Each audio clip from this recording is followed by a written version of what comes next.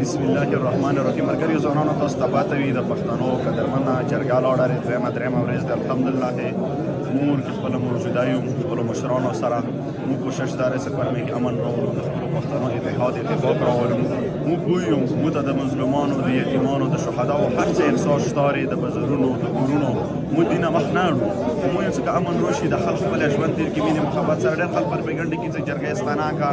الحمدلله موږ د اهل سنت ولم ښه عزت قدر راکړه، اهل تشیع ولم ښه عزت قدر راته راکړه. هر دواړو بډیګانو دې جرګې ته دوره عزت په دوره مینه ورکړه څه حد نشته. خلکو دا خبره کوله چې د کور مې عوام جنګ جوړي نفرت کي نه څه کله مو اهل سنت په اهل تشیع ول عوام ولید د دوره مینه ناک دوره غیرتي خلک دی منم به حدن هم دی دان نسی یو چانه ویریږي یا د وسی کی په دین مایندي په اسلام مایندي په خپل وطن مایندي په امن پسند دي ډېر غیرتین کې لبي خال دي بار خلکو ته مو د خاص کو صدقو د پر امن او د مینه پیغام شیر کو د سنه صدقو د پر تاسو جنگ خو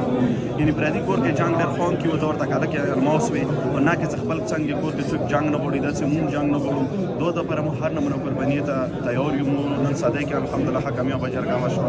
اوس رغلیوم بړي شینور کې دازم حکمیه بجرګه وشو ان شاء الله مخبر مشرانو نه اعتماد ساتو دا څنګه څه پورېږي کې دا به دروغ وي دغه په جرګه کې خمینه محبت سره یو ورځ په خلکو وځي ډیره مننه شکریہ.